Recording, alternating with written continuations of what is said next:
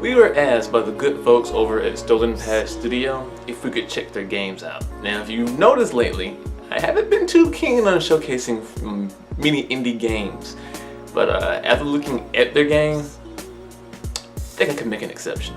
My name is Zeno, coming from S to Zen. Stay tuned for a very special indie game spotlight.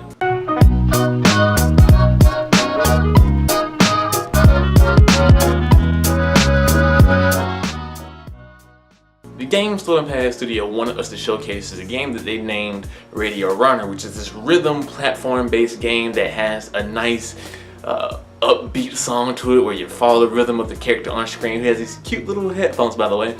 And you basically jump and platform your way through the game based on the rhythm of the music. Mind you, the game that I played was a demo that was basically an alpha, or I'm more inclined to say beta of the game. And it's nice to note that the game doesn't utilize any mouse input at all other than the menu. Now, that being stated, I wish that they'd have the menu operate in such a way that also encompassed keyboard support. When you hover over certain options and buttons over the main menu, nothing highlights, so you don't really know the term hitbox for the buttons in the menu are actually showcased. But that aside, that's only a small little minor con for the menu. And I played the game, and I wanted to be noted that rhythm-based games and these platformers, they're not my type of games. It's a small game, it's very small in terms of mechanics, but it's addictive. And it's the good kind of addictive, not the bad kind of addictive. It's addictive that where you pick up the game and you start going through, you don't really have much to go on other than their description of, dodge certain obstacles, pick the right path, and jump over certain obstacles when possible. Oh, and smash the green cubes. Now, that also being stated, had some hindrance because the game is still in beta or early access. It's on green light right now, but to me, they still need to do a lot of work in terms of the fine polishes of the game. But that kind of equates to the actual gameplay itself. There's no manual for the game, and the descriptions on the IndieDB webpage, as well as the Android app itself for the mobile version. They do have a mobile version. Check that out. It's free for Android, I do believe. But there's just no instructions, there's no tutorial. So when you jump into the game, all you know is that the keys go up and down, and space bar is to smash the green cubes. That's cool. That's all you really need to know. And then everything else kind of comes with playing the game. You realize you'll see these little jumper pads, and when you go over them, you jump. Cool. But then you find your major first obstacle where you have a jump pad and a 2-block obstacle. So even if you jump, you're gonna hit it. So you gotta try to find out, well, how do I get past this? Well, the good thing about this game is it has those old school gaming mechanics where it teaches you how to play while you're playing it. So when you realize, oh, there's 3 levels, there's a jump pad on one end, you hit the jump pad, I can switch the levels mid-air to go over the first box. And those type of mechanics is very well appreciated in a game like this. But moving onwards, you're gonna encounter more obstacles. These types of security figures, I don't know if they have a particular name. And of course, if you hit them, the game quits and you go back to your last checkpoint. Going away from that aspect, okay, sure, you just dodge those, and then you're gonna later find these hands that fly towards you. At one point, there's hands that are going on all 3 levels in the exact same spot, so there's no way to dodge. And then till you look closely, you realize one of the hands have a trailing green effect to them.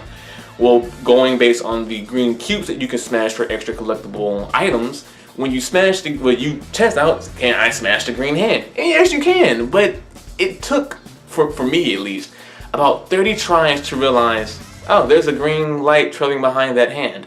I might be able to smash it. In those types of instances, you either expound on the gaming mechanic that this thing has a green color code to it, and the game could have told you, green means you can smash, red means it's indestructible. And when things like that, you want to make that clear. Either increase the green efficiency of the effect, or change the item or the icon itself altogether.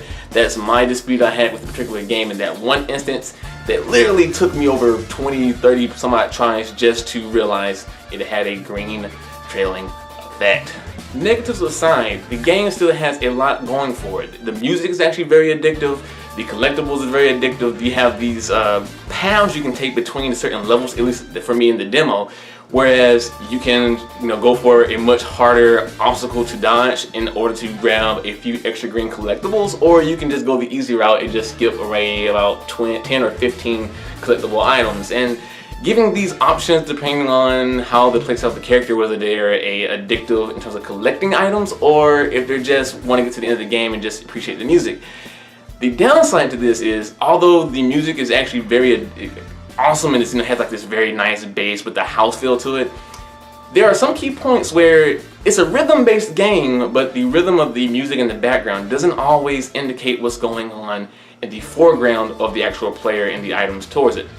The green collectibles or you collect them on the downbeats of the music, yes, but if you go for a different route or maybe you use the jump pad, you don't really have any special sound effects. And this is something that they should probably look into for having this dynamic flow of integration between the music, the character, and this level itself. If you can add all of these three aspects, you're going to have a much more dynamic, appealing, visually effective game. And it's going to have this subtle effect where the player notices that they're affecting the stage itself or affecting the music, and it creates this type of flow that you can actually get into.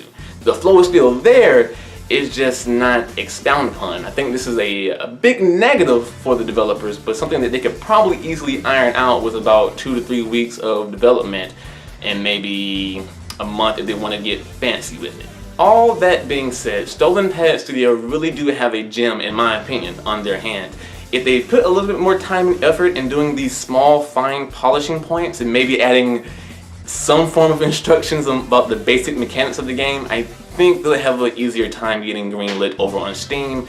And as always, you can check their IndieDB page out for the demo that I played myself, and go ahead and give me your thoughts. But I highly recommend you go check them out. You can find the description to the game in the description below, as well as the mobile version over on Android, the Google Play Now.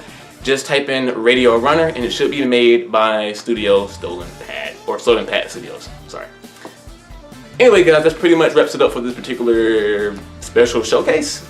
I thoroughly enjoyed this game and I hope Stolen Pad Studio contacts me more when they actually get closer to the actual release of the game. So anyway guys, go check them out. Greenlight them on Steam, vote for them if you enjoyed the game. Again, you can find the demo on IndieDB. My name is Zeno, coming from Essence of Zen. Hope you all enjoyed the video. Leave a like if you liked it, dislike if you disliked it. If you disliked it, please let us know why. That is very important so we can better improve on these videos. Subscribe if you want to see more, and I'll see you in the next one. But until then, as always, take care.